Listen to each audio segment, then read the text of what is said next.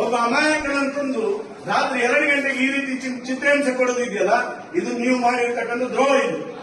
ಇದು ನೀವು ನೋಡ್ತೀನಿ ನಾನು, ನೀವೆಲ್ಲವೂ ಸ್ಟೇಟ್ಮೆಂಟ್ ಮಾಡಿದಂಗೆ ಮಾಡೋದಿದ್ರೆ ನೋಡ್ತೀನಿ ನಾನು, ನಿಮ್ಮ ಇಲಾಖೆ ಹೆಂಗ್ ಮಾಡ್ತೀನಿ ಅನ್ನೋದು ನೋಡ್ತೀನಿ ನಾನು.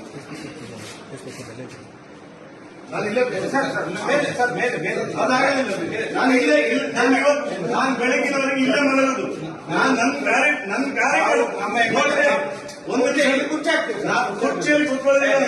ನನ್ನ ಕಾರ್ಯಕರ್ತನನ್ನು ನೀವು ವಿನಾಕಾರಣ ತಂದು ಸ್ಟೇಷನ್ ಅಲ್ಲಿ ಕೂತ್ಕೊಳ್ತೀರಾ ಅಂತ ಹೇಳಿದ್ರೆ, ವಿನಾಕಾರಣ ತಂದು ಸ್ಟೇಷನ್ ಅಲ್ಲಿ ರಾತ್ರಿ ಕೂರಿಸ್ತೀರಾ ಅಂತ ಹೇಳಿದ್ರೆ, ನನ್ನ ಕಾರ್ಯಕರ್ತನ ಜೊತೆ ನಾನು ಬರತ್ತೀನಿ ಸ್ಟೇಷನ್ ಅಲ್ಲಿ. ನನ್ನ ಕಾರ್ಯಕರ್ತನ ಜೊತೆ ಅವನಿಲ್ಲ ರೀ, ನೀವು ಬರ್ತೀರಿ ಈಗ ಧರ್ಮಸ್ಥಳಕ್ಕೆ ಬನ್ನಿ, ಅವನನ್ನು ಕರ್ಕೊಂಡು ಬರ್ತೇನೆ. ಅವನನ್ನು ಕರ್ಕೊಂಡು ಯಾವನೊಬ್ಬ ಹೇಳಿದಾನೆ ಅಂತ ಹೇಳಿ, ಯಾವನೊಬ್ಬ ಹೇಳಿದಾನೆ ಅಂತ ಹೇಳಿ ಕೋರ್ಟಿಗೆ ಪ್ರೊಡ್ಯೂಸ್ ಮಾಡ್ತೇನೆ. ಒಬ್ಬನ ಅಮಾಯಕನನ್ನು ಕೇಸ್ ಹಾಕಿದ್ದಂತ ಕೋರ್ಟಿಗೆ ಪ್ರೊಡ್ಯೂಸ್ ಮಾಡಿ ಏನ್ ಮಾಡ್ತಿದ್ವಿ? ಕೋರ್ಟಿಗೆ ಪ್ರೊಡ್ಯೂಸ್ ಮಾಡಿ ಏನ್ ಮಾಡ್ತಿದ್ವಿ ನೀವು?